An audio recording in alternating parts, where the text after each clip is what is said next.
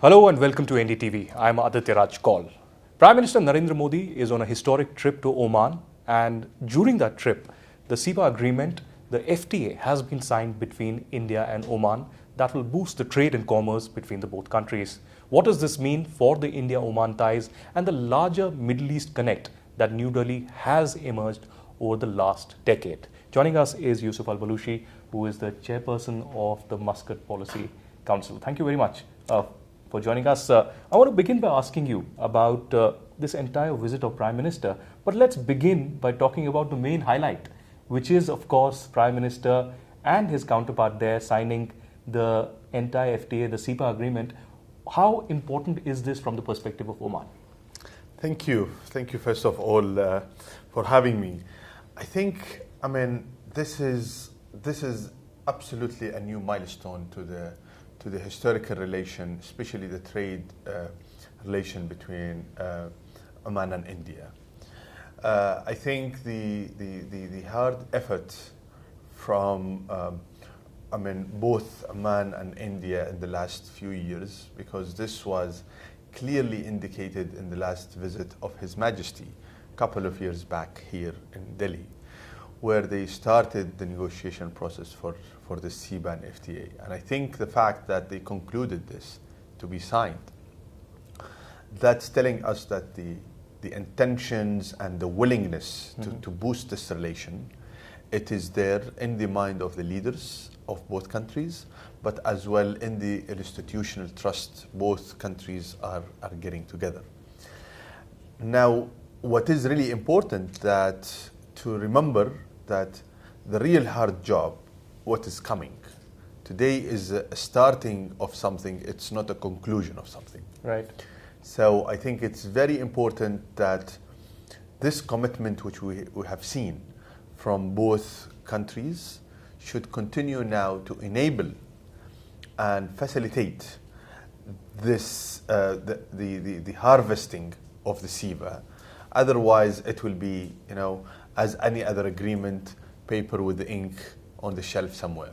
Well, that's right. You were actually talking very important, critical point of how potentially the signing of this agreement is the beginning, and now potentially we'll see in several sectors implementation that needs to happen.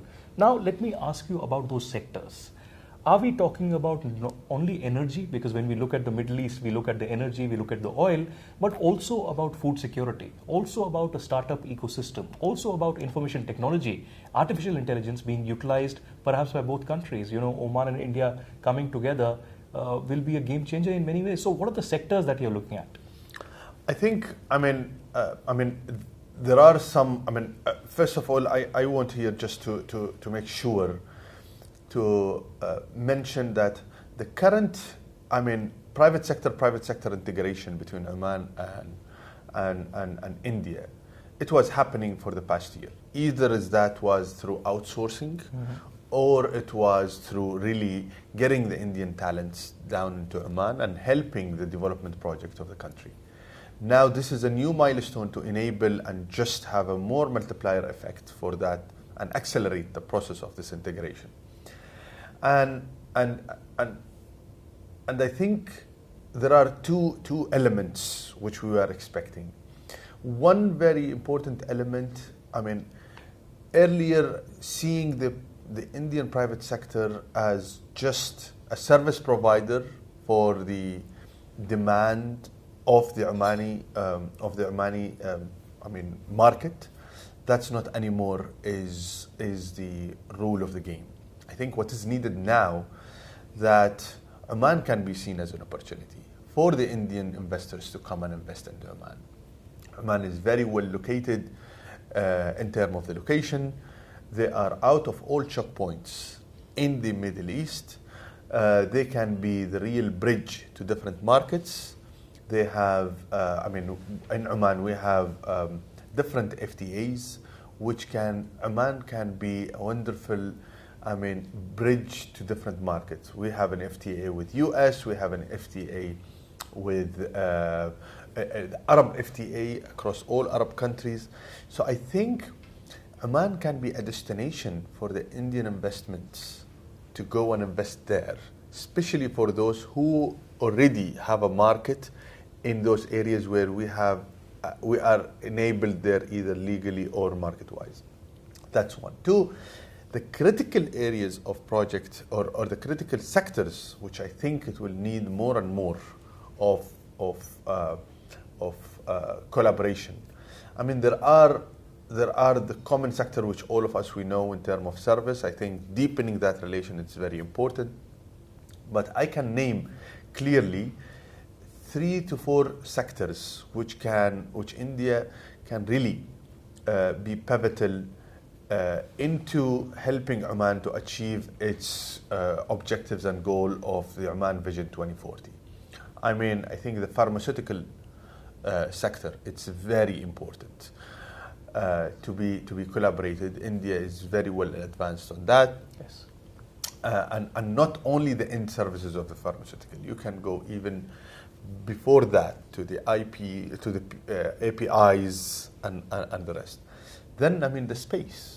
India has a wonderful space sector. And I think what we are seeing in the sphere of technology, how that's booming, we see as well the importance of the space market. The third, the defense manufacturing or the defense sector. That's as well, it's not discussed at all. So I think on top of the normal markets, I mean, energy, that's always the relation were there, the investment were there. But if there is a growth area where competencies can be bridged to Oman, but as well foreign direct investment from Indian capital can really come to Oman and see Oman as a destination to connect them to the other market. Because, I mean, there are a lot who are looking at Oman as a final destination, and they analyze that Oman's market is not big enough to invest in. Right. If you look to Oman as a muscle, you will not be convinced. But if you look to Oman as a joint, that's the place where you can be at. You know, very interesting that you bring in this analogy of a joint, and you're talking about connectivity. You're talking about Oman as not just a final destination, but perhaps a bridge. So I want to ask you about the IMEC, the India, Middle East, Europe corridor that was being worked out when India was hosting the G20, and the US and Europe and several countries in the Middle East came into the picture. But we saw a war that was shaping between Israel and Gaza. Unfortunately, there was not much progress. So how do you see IMEC as a corridor that can be grown? Or do you think potentially other connectivity projects where India and Oman can play a significant role? I mean, I think in general, all connectivity projects, I mean, from the geo-economic point of view, those are veins to have the flow of product people to move. And more veins, it means the better circulation happening. Now, I mean, we were witnessing in the last, at least 6-7 years, different projects of connectivity were coming.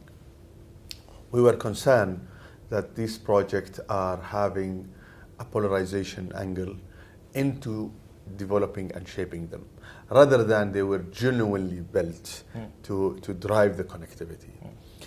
For example, when we looked at IMEC, we saw clearly IMEC was trying to have a more agile connectivity from India all the way to Europe. And always one of the risks in this line, it was the Strait of Hormuz generally.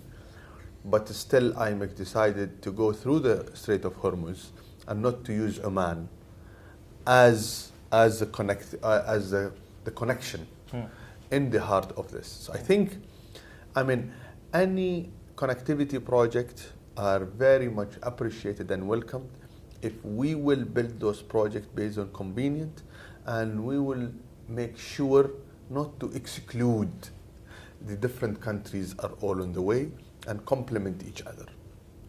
But if these projects will be coming from a polarized perspective, or they will be coming as a solution to a regional integration, despite looking to the deep down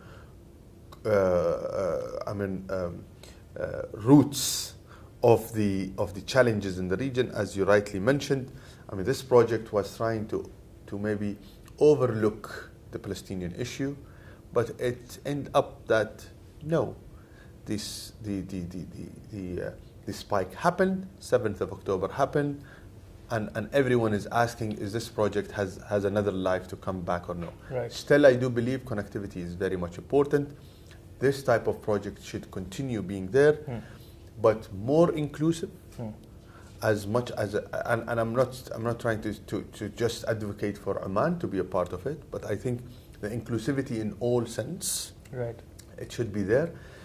And if there are any challenges prior to those connectivity projects, should be dealt with before jumping to the economic prosperity as a solution. Interesting. You speak about that, but let's shift gear towards Prime Minister's visit again to Oman. How does Oman look at this visit of Prime Minister Narendra Modi? Because there has been decades-long diplomatic relations that have been there. But during this visit, we see that Omani leadership has now given the Order of Oman, the highest state honor, to Prime Minister Narendra Modi. This clearly indicates the significance that Oman gives to India and the people of India. So, from the Omani perspective, how do you look at this award and generally Indian Prime Minister being there? I think, I think this is a very historical visit from the Prime Minister being in Muscat, and this was a very, a response to the generosity which Sultan Haytham bin Tariq in his state visit to India, and he was very welcomed with the generosity, and I think this was a response to that generosity.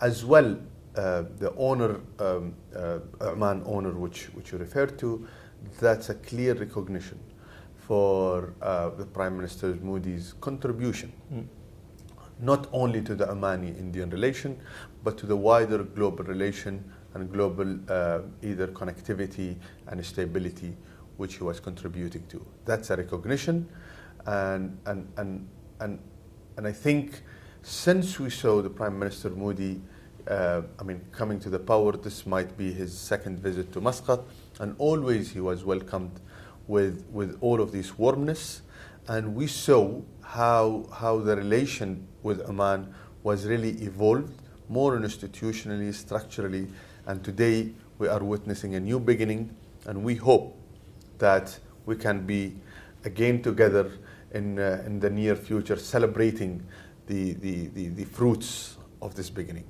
Mr. Balushi, I also want to ask you, one of the game changers in the last 10 months, or I should say disruption, has been the tariffs that have been imposed by the US president, and a lot of countries are suffering. Some have reacted harshly, some have submitted to the demands of Donald Trump, but there are others like India that speak about strategic autonomy, and they say that India will negotiate, India will let diplomacy and backroom negotiations continue, and since then, unfortunately, there hasn't been a solution yet. There are still 50% tariffs that are on India.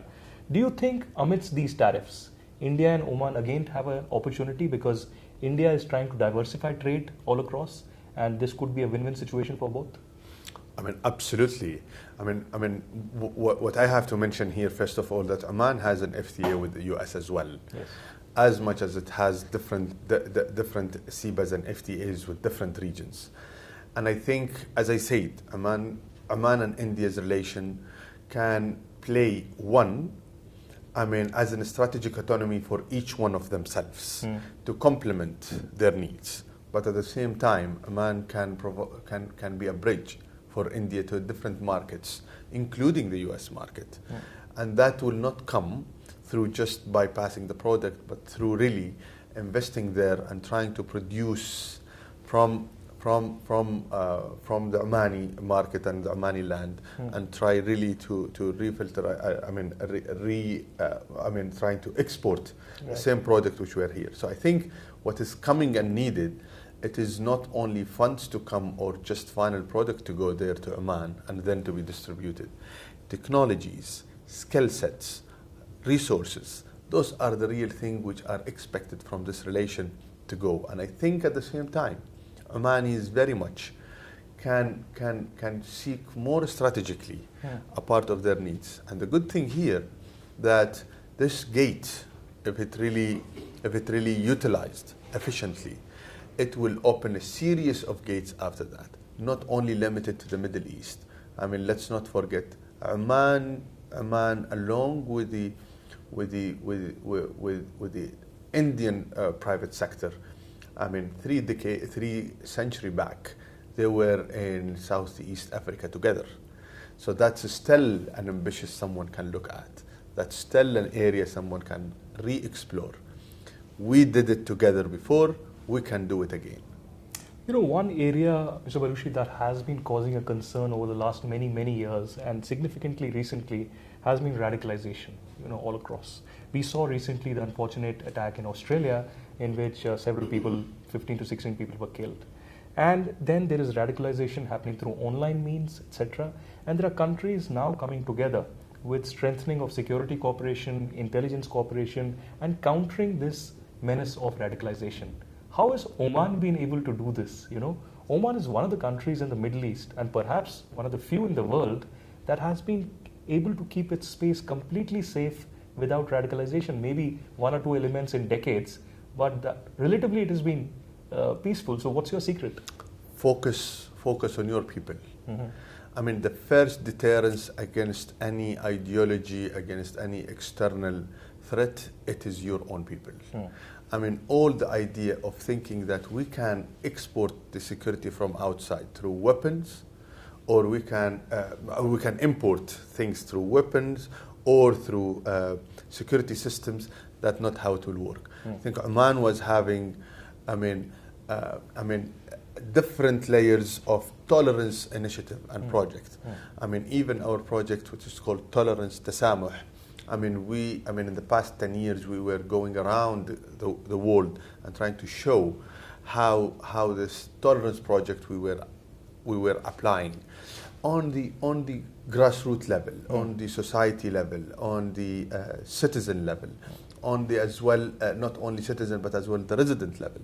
Everyone on that land should feel that they are a part of it, and that's why we are very glad if you go down and try to build and focus on the people themselves, on the human being himself, on his education, on his all social needs, health, all of that, and they feel that they are respected, they feel that they are engaged, they will not allow any threat to come to you. Right. Finally, I know you had a long day, but I have to ask you something very different, and this is about the soft power that India has. This soft power is about Indian cinema, it's about Indian food, it's about Indian culture. How is that looked at from the Omani perspective? Do you have a large Indian diaspora out there? Do Omani people also watch Indian films, consume Indian food? The real answer, absolutely yes. Yeah. One, we have a large Indian diaspora there, and the good thing as well with us, that the Indian diaspora what we have, it's not about the quantity only, but we have quality. Right. So we have engineers, we have doctors, we are not talking about the technician positions or less. We're talking about the quality of people who are really helping the development. Two, I think, not only from today. Even my mom, she was and she is following the Indian cinema. Yeah. All of our house's cuisine are very much infused with the Indian spices or Indian ways of cooking. So I think the soft power will reach there. The only thing which I would really would love to see more and more, that the Indian diaspora, we are getting the Indian soft power from India directly to our people. Right. It's not through the Indian diaspora who are there. So, the challenge which we are having in general, that the people-to-people engagement on the ground there. We have Indian societies living between themselves. And then we have other societies are living between themselves. So I think encouraging this intra-relation there, it will boost this soft power. But I can say your soft power, it's all over the place. Well, I do hope that India and Omani culture connect much more, even further, and hope the groundwork for CEPA, the FTA between India and Oman, transforms this relationship. Thank you very much, Thank Mr. you. Balushi, for joining us. Thanks.